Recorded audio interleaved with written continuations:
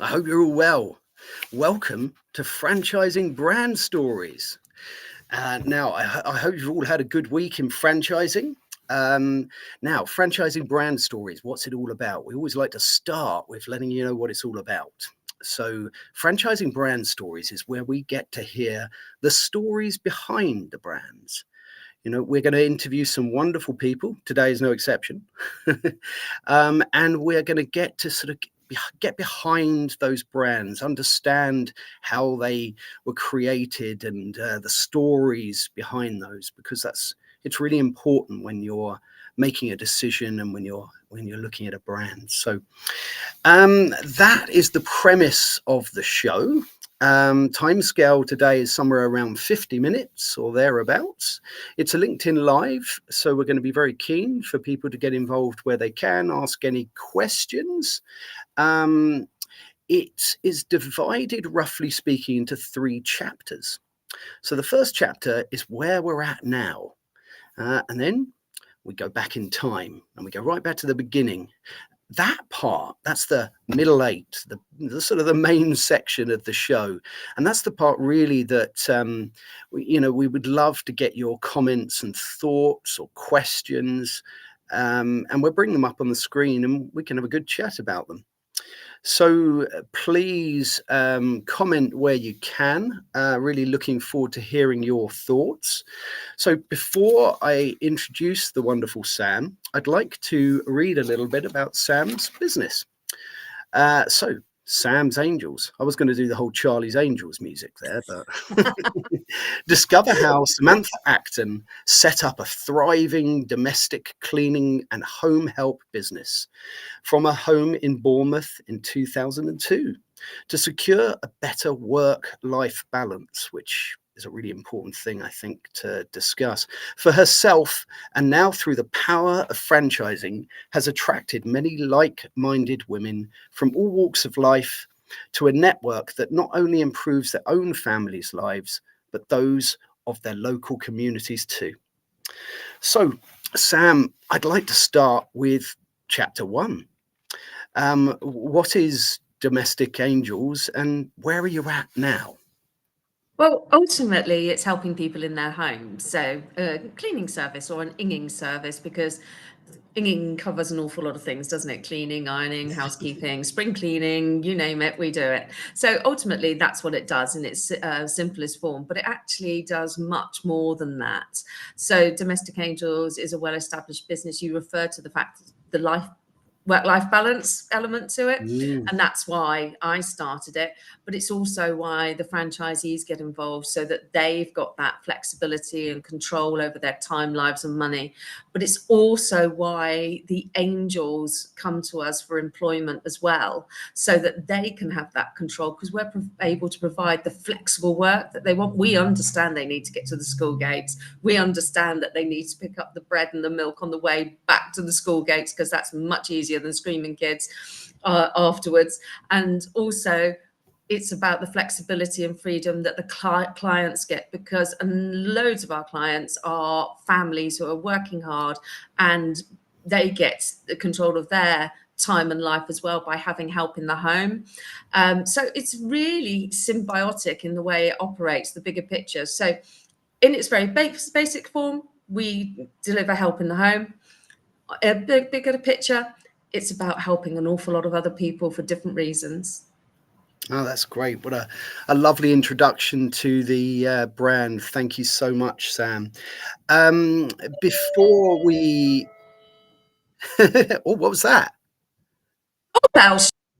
That's Should have very, unplugged it, but not to worry, it's being dealt with. Apology, buddy. it's Who very is good, at you the see. door?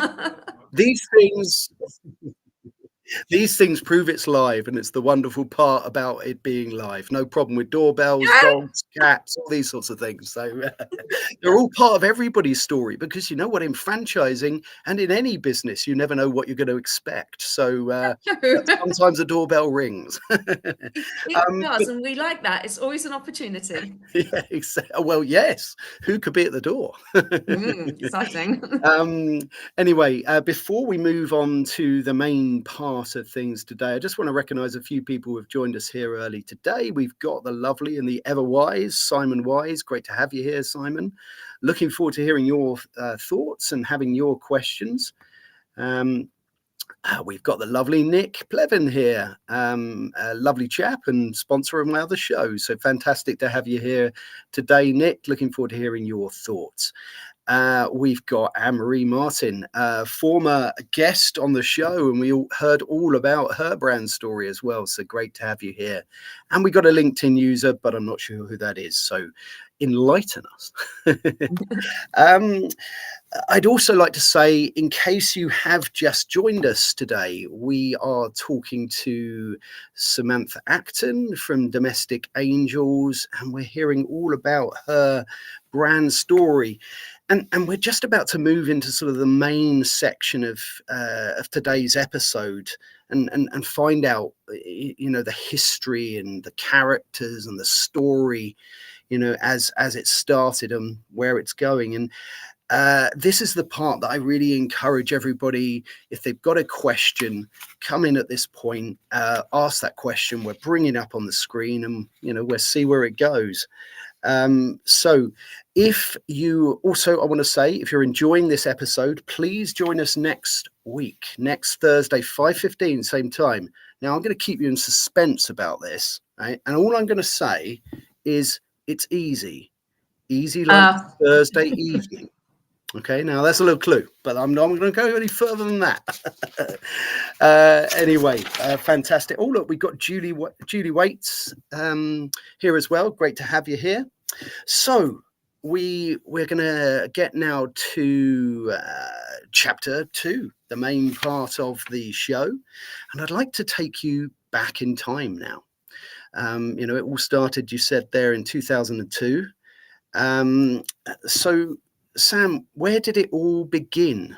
Let us know that story of the beginning of Domestic Angels. Okay, round a friend's house with a couple of bottles of wine, because that's where all good business plans start. Don't think about it too much, get on with it. Going back a bit before that, I was working in corporate, and I'd gone back to work after maternity leave, and it was hell. It was actually, you know, absolute living hell. I was based in Southampton on the Isle of Man. It's not great when you've got a baby in nursery. It's not happening. I eventually managed to make myself redundant in the spring of 2002, early 2002. And from there, Domestic Angels was born through the bottle of wine with my friend, who said, right, come on, you need to come and have a chat. And she said she needed help in her home because big house, running big business, 3 kids. And I said, yeah, that's fine. I'll do that. And a couple of weeks later, on the 11th of April, 2002, I was at her factory borrowing her photocopier because I didn't have any of those kinds of things at home at that point in time. And my phone rang, and it was a response to my first advert for a member of staff, and it was Tina. And Tina became our first cleaner. That's like, it's true. And she stayed with us for Tina the cleaner. Tina the cleaner. She stayed with me for about 8-9 years, I think it was. And so Domestic Angels was born that way. There's not a lot of thinking about it. It was very much instinctive, right? Okay, let's do this. And definitely for the first 5 years, I burnt my fingers all over the place with learning how to recruit, employ, you name it. I learnt it. So yeah, that's where Domestic Angels originates from. That's fantastic. What a lovely story. And so many good ideas just sort of happen. I mean, sometimes over a bottle of wine, but they just sometimes happen. They're a little spark, aren't they? You know, and they begin there. And my goodness, like you said, there's a lot of things you have to get over, the challenges and all of these things that happen. And that's part of what people buy into as a franchise, because they are buying into the fact that you have had to go through all of that. Yeah, you know, and they don't need to. Exactly. Yeah. That's right. Yeah, perfect. I just want to quickly recognize the fact that the LinkedIn user that was here is the wonderful Louise Harris. So it's fantastic to have you here as well. It's a lovely community and we all know one another. So it's great that everyone's here. I'm going to put up on screen a question here from Simon. This is a great question. Simon's put, why did you choose franchising to grow your business?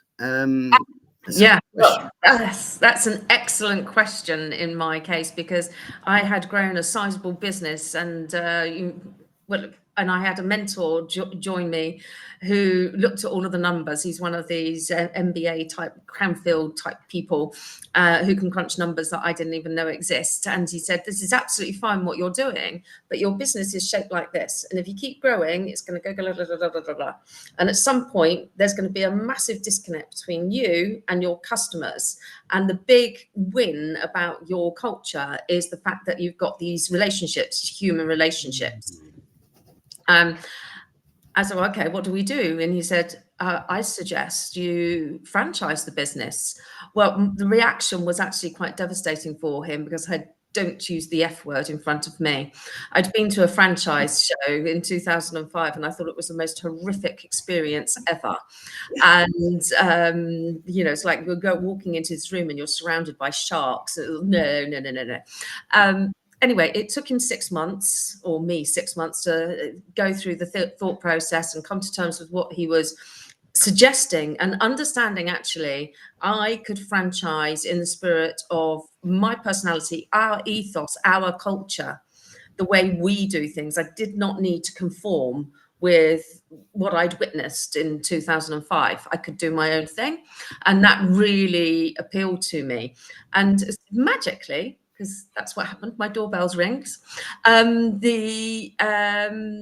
had an email from Dr. Melina Bobeva, who lectures the MBA cohort at Bournemouth University, and asked if I would be the live client, Domestic Angels would be the live client. And I said, "Yeah, absolutely. I've got a challenge for you. Looking at franchising, but it needs investigating."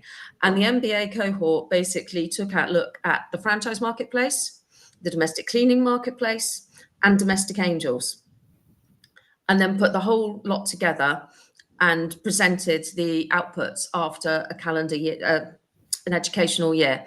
And the outputs included a lot of risk registers, a lot of advice, but it made life very easy for me to work out what we needed to do to retain the magic, and what we needed to do to strengthen the magic, and also make the whole structure really strong and resilient for at least a good 10 years, if not more. And that is why I chose franchising, because I had this advice from a mentor. I gave it some thought after taking a packet of Mipiriton for my allergic reaction.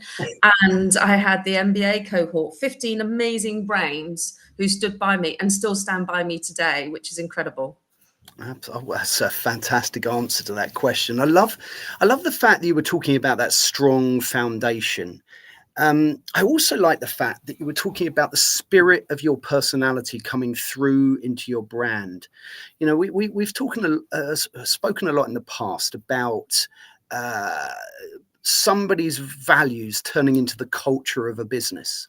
You know, it's something that's often on a PowerPoint presentation, but when you talk to yourself, and when you talk to people who genuinely want that spirit of their personality to come through, then it's just something so important to hear.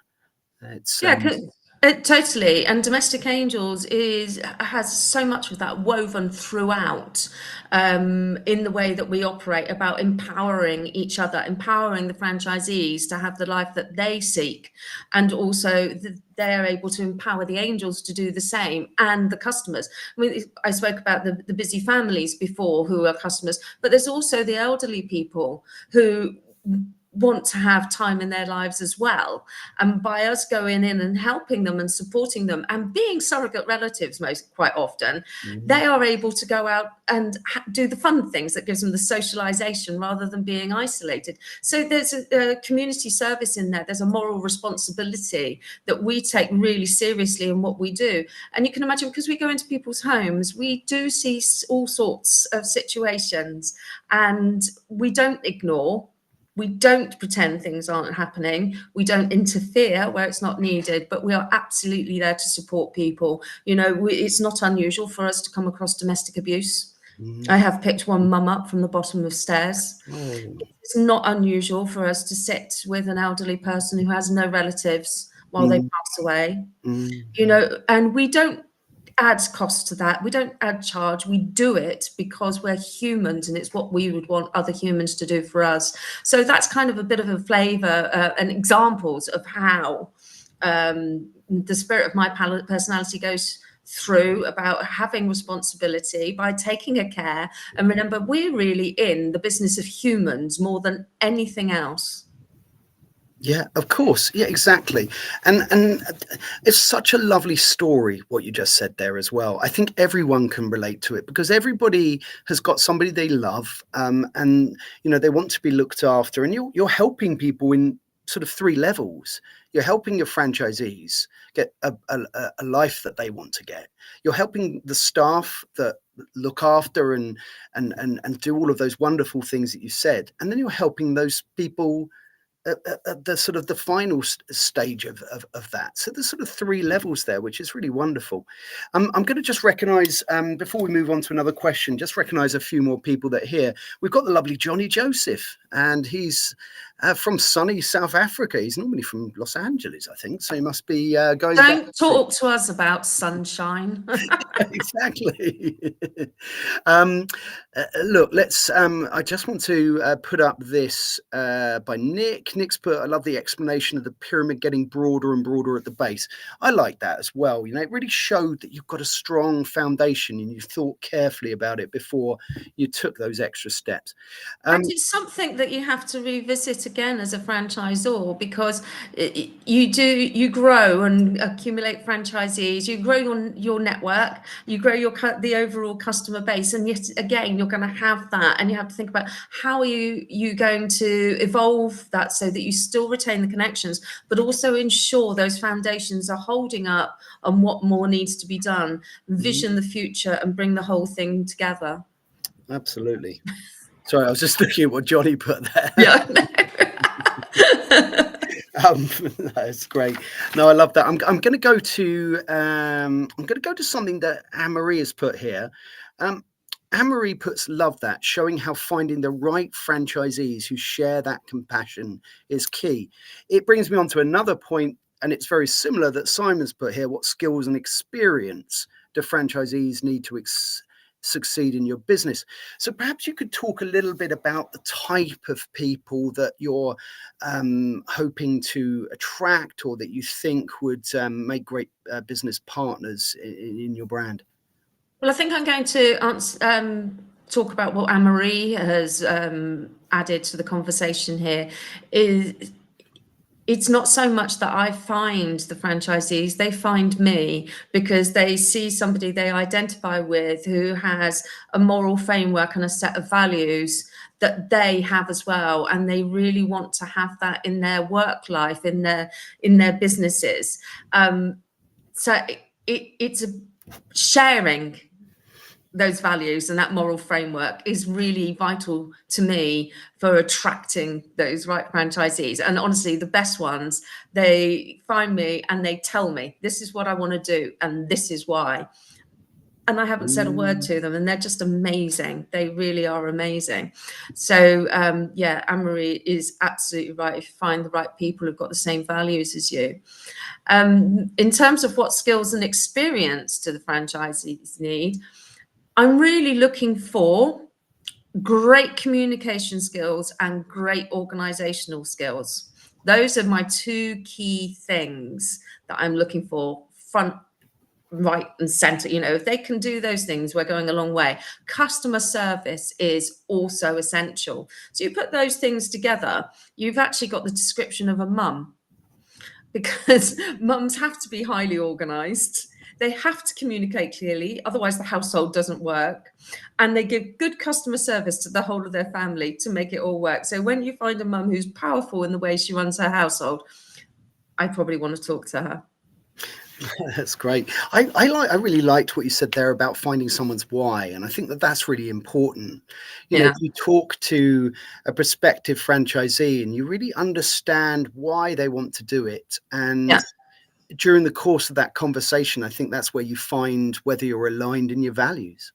Yeah, exactly. And we even give an opportunity to those that haven't made it clear to come online or meet us face to face and do a presentation. Tell me what your why is. Why do you want to do this, and why Domestic Angels? It needs to come from them. It needs to come from their heart. I'm not here to sell a franchise. I'm not here to sell a business. I don't need to do that. I don't want to do that. I'm here to raise up and enable and empower other people to have their own businesses. I love that about raising people up. You know, in any business, if you can surround yourself with people that you lift up, right, you're always going to be successful, because if you look after your people around you, then they thrive and you'll thrive. And it's so important. Yeah, exactly. And that's why the industry calls it a recruitment process, but that whole experience and building relationship as we go through the decision making process together is vital, because we need to know that we can actually work together, that we have a good connectivity, that we do have common denominators, that people joining are one of us. And my franchisees are heavily involved in that. At least 3 of them will interview and spend time with anybody who's joining. You know, we say, please have time with at least 3 of the franchisees online, ask them any question you like. And then they get what they want, and the franchisees are able to tell me whether they feel that this is a person who's one of us that they can work with, because the network all work together. They all talk and support each other and raise each other up. It doesn't matter what's going on in life, they're there for each other. Yeah. I think that's really, really key and really relevant. You know, I was talking to someone fairly recently about the fact that being an entrepreneur is lonely, right? And you can be an entrepreneur within a franchise business, but it's not lonely, because you can soundboard off of other people, you can have round table events, you can be supported by your peers and by the franchisor.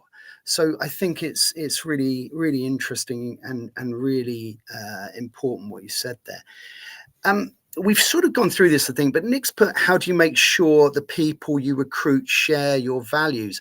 Is it about spending time together, or is there a more rigid process? Yeah, it's about spending time together. You know, have a coffee, have a chat, see what they've got to tell you, and get the franchisees involved. And they will soon tell me if I've got it wrong. And also, you'll know, are you really having a genuine chat with this person, or does it feel false? How does it feel? What is it they're saying? Are they telling you they care? Are they telling you they're really genuinely interested? Are they passionate about their future and owning their future? Yeah, so you can pick it up. It's about being there. It's not about going through a checklist so much. It's about, is there connectivity? Do I feel that we can really genuinely get along? Can I mentor that person? Yeah, I think that's really, really interesting and relevant there, because you've just got to know whether you can work together, haven't you? And that just comes in the natural, organic course of time sometimes. John's put, sorry if I missed this, but how many active franchisees do you have, and how do you ensure you are receiving complete and act royalties? Oh, yeah, that's a good one. Good question, Johnny. I mean, start with the first part of that, perhaps. Cool. You know, That's great. how many franchisees have you got at the moment?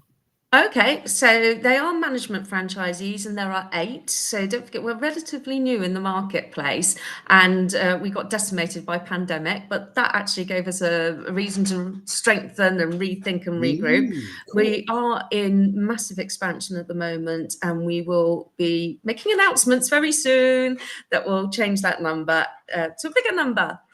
So watch this space, and I'll share it with you. Fantastic.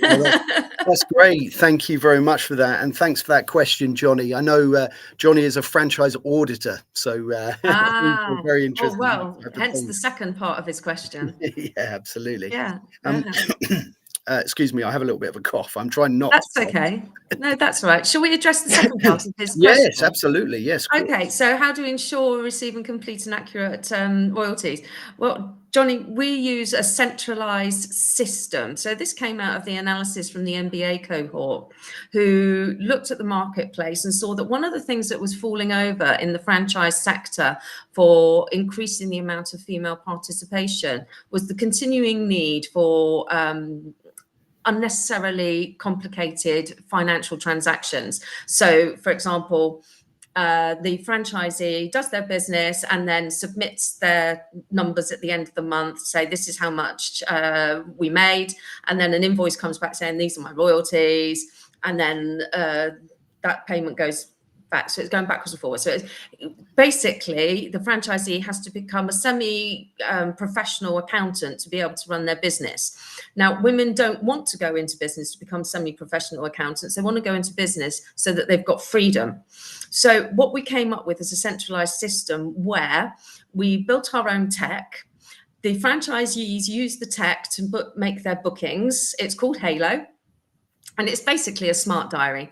And Halo talks to Xero. There's an API that we opened.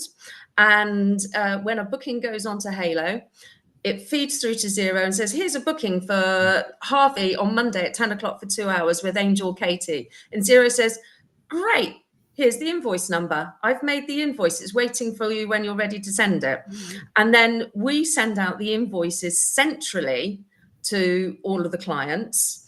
And the customers pay into a centralized bank account. It's called a client monies account. It's exactly what a solicitor uses if you're buying a house or whatever legal transaction you have to make, where they hold your money, but it's not theirs, it's yours, but they're holding it. Mm-hmm. So it's nobody's money at that point. It's all collected centrally. So we can do all of the reconciliation for them, so they don't even have to learn to do that. It's all done, and they just get a spreadsheet at the end of the month that tells them what their invoice turnover was, what their cash turnover is, less their overheads, which we extract at source. So it's like PAYE, but it's not PAYE. So we extract their overheads for 365 for using Halo for the bookkeeping service, and then what their income is. Give them the spreadsheet, give them their income. So they get 2 transactions in a month, which is the money for their wages for their angels, which they pay because they're the employers, and then what they've earned. So we've simplified it, but it means we know exactly what their royalties are. And the royalties are based on cash turnover, not invoice turnover, because that's exactly what's come in. If you put it on invoice, you've got to keep adjusting, makes it complicated, completely unnecessary. And let's face it, my success is based on their success. So if they're not making enough money or the money that they want to earn, and I'm not, a part of that is my fault. So I have to step up. Definitely. I know that answers that question really well, actually, and really important stuff. Simon's got a question here that I think is really relevant and interesting to allow people to gain a sort of a picture of what a day looks like. What does a typical day look like in the life of a franchisee?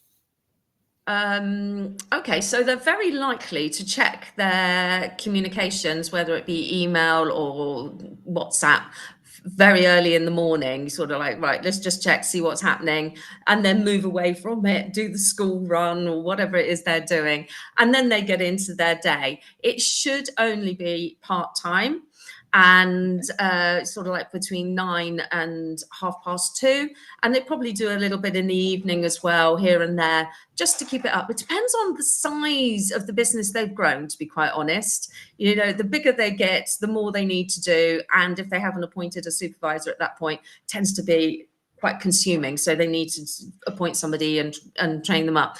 The content of their day will be about taking care of their staff, taking care of their customers, responding to new customer inquiries, a bit of marketing on social media.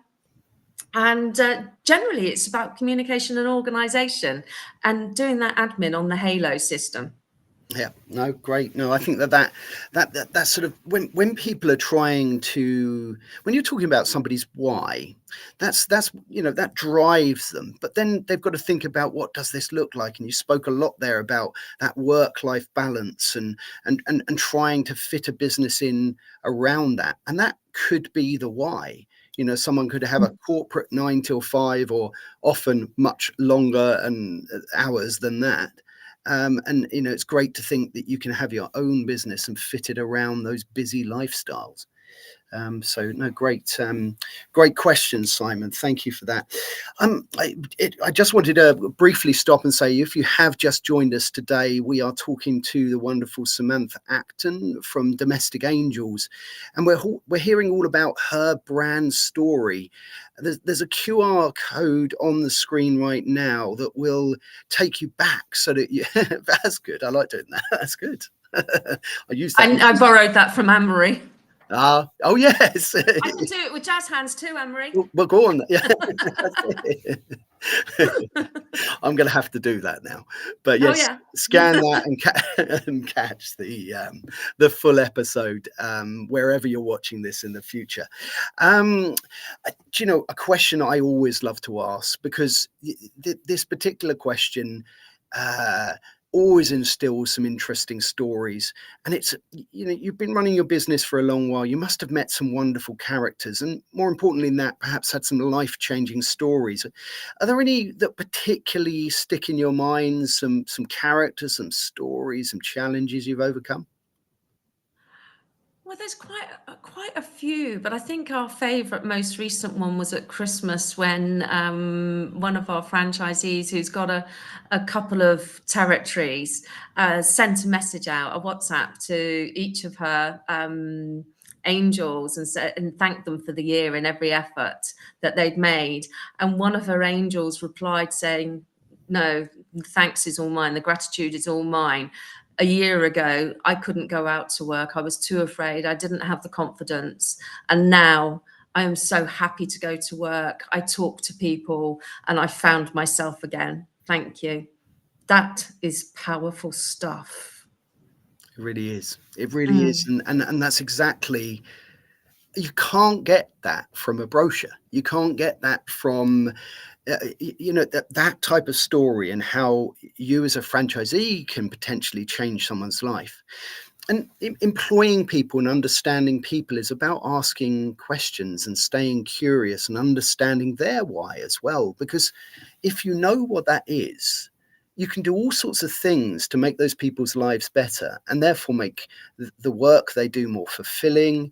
And then it has knock-on effects that your staff turnover is lower, and you have happy people who want to work for you. So it's about understanding people as well, isn't it?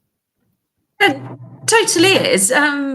Probably more so, though, in advance of that, is understanding yourself.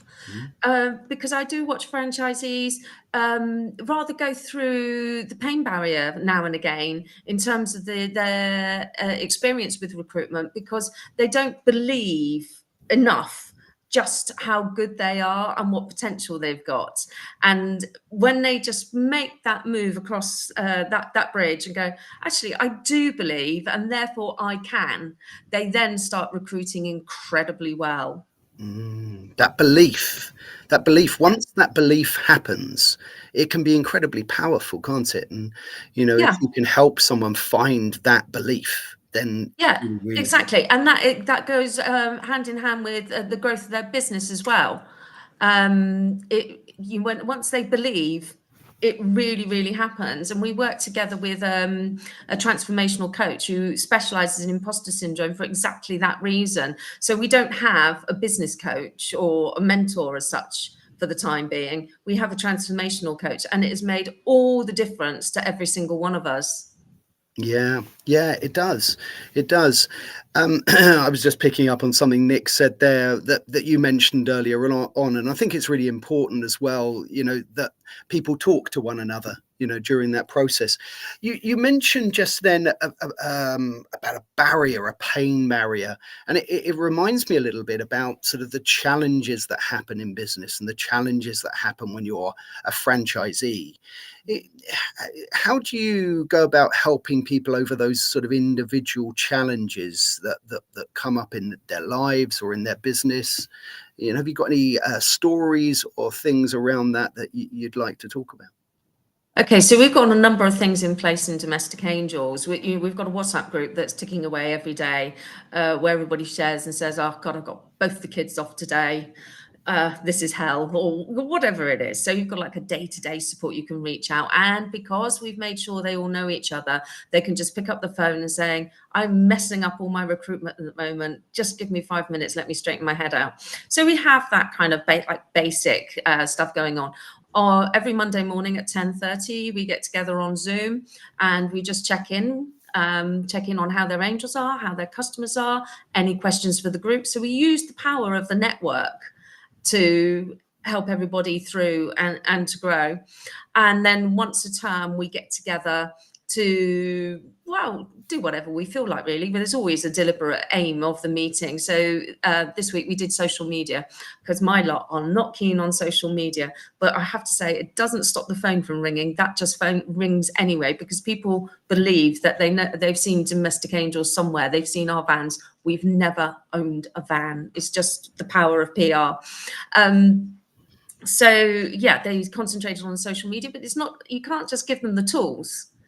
You can give them the tools, but then they might not do it. So it's a bit like taking a horse to water, might not drink. So we dealt with the tools, and then our transformational coach, who is the wonderful Michaela Smith, then picked up, refocused on their targets, which are, they all share, they're all open about it, what their targets are, because it's all different for different reasons to match with their whys. And then, come on then, what are we going to do? What are the barriers to you actually taking action off the back of this new knowledge you've got today? And they make a commitment. And then we all talk about the commitment in the one-to-ones on a monthly basis, and then bring it all up again in the next term in meeting. So we've got a lot of structure around that to help each other. And yes, we do have some really special scenarios where people are having difficulties of all sorts. Life brings life, doesn't it? You know, life brings relatives that get poorly, that die, children who are struggling at schools, children who are struggling in life. There's nothing worse to upset a mum than a kid that's unhappy. Just all those different things life brings along, but where we talk about, we'll share, and we're open about it to make sure that the support is there. So it's not just about being in business, not, you know, with each other. We're actually all doing life together as well. Yes, absolutely. And life throws in all sorts of different curved balls all the time, doesn't it? Yeah. A question I had, actually, we talk a lot here about wonderful mums and fantastic women that are in your business. Is your business suitable for everybody? And you know, would you say that also men and dads are suitable for the business? Harvey, we should go for coffee. Let's talk about it. You know, come on. Yes, of course it is. But you know, when you're starting out in a business and growing a network like this, you're going to go for, oh, you look like me, you look like me, you look like me. It is the simplest solution, isn't it? Okay, so we have yet to find our chaps. They are out there. And yes, it is, especially if they're totally in touch with their feminine side in terms of being open and sharing and caring and being part of a network. And do you know what, chaps? You deserve the same as us. So please pick up the phone, send your emails. We want to hear from you. We want you to be part of our party too. Absolutely, go chaps. And then, you know what, there's you know, plenty of characteristics that you mentioned that exist within all sorts of walks of life, and you know, it's important to be curious and be sensitive and to be caring. But I know lots of different people that certainly have those attributes, so it's fantastic to hear that. And we're starting to come towards the final part of this chapter, but a question I had was, do you, when you talk about someone's why, and when you're having those opening discussions, what does that process look like for a franchisee? So someone makes an inquiry, and how does that journey look? If it's an email inquiry, or, you know, comes to me electronically, I'm going to pick up the phone pretty quickly and say hi. Or, well, actually, I send a message saying, got your message. When are you available for a quick chat? And we just want to have a quick chat to start with, because if we can't communicate, we're not going any further. No. So yeah, we need just to have that quick chat to start with, and then we have a half an hour on Zoom and chat and get to know each other. So that's where I'm really asking them, so why do you want to do this? Why are you interested? And why domestic angels? And people will tell you. So it's more about them. It's not about me. As I said before, I'm not selling this. It's about them and the journey that they're on. My job is to caretake that journey, because actually it doesn't matter so much whether they decide to become a franchisee, join the network, or stay running alongside domestic angels or go somewhere else. My responsibility is to make sure that they have a good experience and build their confidence, lift them up for wherever they go next, whether it's with us or with other people. So that I take that very seriously and make sure I take care of people. And consequently, we do have an awful lot of domestic angels friends who aren't quite ready for us or may never be, yet they support us fully. They are wonderful. They're like our extra set of cheerleaders, and they're also our postmen because they tell other people about us. So that's a really, really healthy situation. Definitely, really very powerful as well. I think I'm going to maybe end, but we'll see, on a question that's about growth and exit strategies.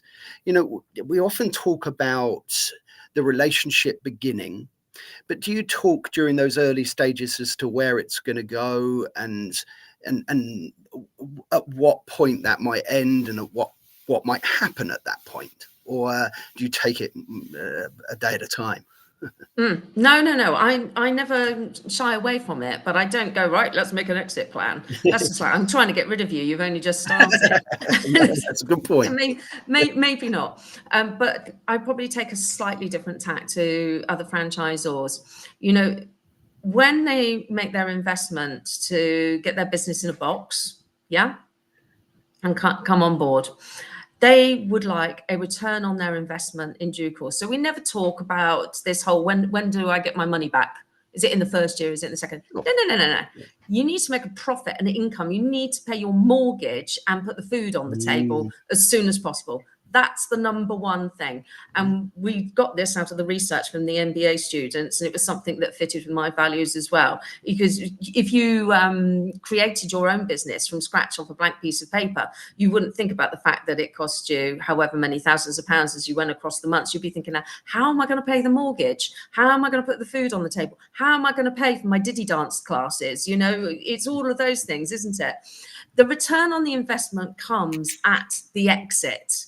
So when you decide to move on from your business, you have something that is worth more than you invested in the beginning. That's the key. That's the bit that each franchisee needs to understand. You're growing something that's going to give you a balloon payment, if you like, at the end when you decide that you've done your time and you want to move on.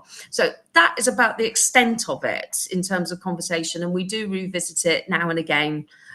Just to make sure that everybody, don't give up now, because this is going to be for you in a couple of years' time if you want to or not. And then what was the other part of the question? How do we embrace people who want to exit? I think, absolutely. Yeah. I mean, you answered the first part beautifully. That is really, really straightforward. Well, I'm going to start talking to them about a year before the franchise agreement is coming to an end and saying, how are you feeling? What do you want to happen? Whatever their decision is, it's the right decision. Okay, it's not my decision. It doesn't matter. I have no control over that, and I don't want control over it. No. It really is down to them, and then I support them whichever way they want to go. It's absolutely fine. Do you know what? It all works out. It does. I use that expression. Yeah. It does. Always at the end. No, I really like what you said there, and I think it's a great way to support people and to focus on those important things like the actual income when you're starting running a business and getting the stuff that comes into your bank account. It is more important perhaps than that return on investment, and so little people focus on perhaps something that's so much more important. And of course, there's there's the stuff that isn't money and isn't quantifiable in that way. That, you know, you've turned your life around. You're doing something that you want to do. You've got that work-life balance back. You're spending more time with your family. You're feeling more confident. Those things have value too, you know. And you're a role model for your kids. Yeah, of course. Absolutely. Well, look, we have now come to the end of chapter 2. I really wanted to thank you for sharing that history and all of your brand story, and to find out what's under the hat of your brand. That's my catchphrase now. Hey, Harvey under the hat. But thank you so much for doing that. Well, in case you have just joined us, we have been talking to the wonderful Samantha Acton from Domestic Angels.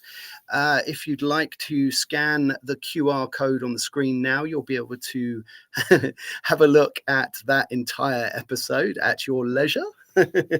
And we have dealt with the present, and we've gone back to the past. I'm going to grab my car. We're now going back to the future. So we'd like to finish with chapter 3, which is all about what's going to happen in the future and some exciting things that are going on in the coming months and years. So perhaps you'd like to share a few of those with us. Absolutely, I will, and I shall be referring to Anne-Marie, who's asked about MP Heroes today, which is part of my now and my future. So for the future for Domestic Angels, it's expansive. We will be checking in, obviously, on our foundations, but it's expansive. We'll be empowering more women to run their own businesses and to become angels, and to have the time and life and money that they require in their lives as customers, angels, and franchisees. So that is what we're doing at the moment. It's about expansion. And running alongside that and underpinning it and embracing all the values is the work that I do to give women a voice in business, connected with the MP Heroes initiative, which was based out of the House of Lords, and where I help women to use their voices to make a difference in society and to step up and share what they've got to say and get involved. So today we had 60 female business leaders in a room with some very important people involved, and they had to contribute to ESG and tech questions, the answers of which are all going forward into a white paper that will start to progress through the Houses of Parliament in the next couple of weeks and through the rest of the year, to influence politicians as to what women need to be more successful in business, to be able to do business, to be able to grow business. So this is something that fits with my values and is really important to me, and has become very important to the whole of Domestic Angels. Now, not everybody wants to come along and do it. I totally appreciate it, but they all do value that work. And what you see today is that these women who are involved, they're no longer just business owners, and they are not just business leaders. They are business leaders who are using the platform that business leadership gives them to have a voice and make a difference for themselves today, for their future selves, probably for the next generation. So that is a really big part of me and what's coming in the future. Yeah. Yes, that's fantastic. Thank you so much for that. We are really now starting to draw towards a conclusion. I just wanted to share with you that the fact that if you now scan the lovely, beautiful QR code that's at the bottom, point at the bottom now. That's it. That will take you to Sam's website, and you can find out lots more about Domestic Angels and get in touch that way. Before I sort of round up and say who we might have next week and all of these sorts of things, have you got any final thoughts or any other messages you'd like to share as we... Oh, look, someone scanned it. All good, isn't it? Exciting. It was probably Anne-Marie. It's making me feel good. Thank you. But yes, have you got anything else you'd like to add as we finish today? I would really encourage anybody who's a franchisor, anybody who's a franchisee, or anybody who's looking to get into business to understand that business is creative and it is a lot of fun. Roll your sleeves up, get involved, make a difference in the world, and create something for the better good. Perfect end. Thank you so much. Look, I'd like to say thank you to everybody who has been here today. The audience always make these lives a really special thing. And I'd like to thank you all for your time. I'd also like to thank you, Sam. It's been a pleasure to hear your story. You talk so passionately about your business. It really shines through. So I hope people get to see this and understand your brand story a little bit better. So I'd like to thank you so much for your time today. Couple of things. Next Tuesday, 30th of April, 5:15, on our sister show, the Franchise Show, I will be interviewing the legend that is John Hewitt. He has introduced over 5,000 franchisees into his businesses over his 54-year career. So it's going to be a fascinating conversation with John. I hope you can join us. That's Tuesday, 5:15 GMT. And next Thursday on Franchising Brand Stories, we will hear what's under the hat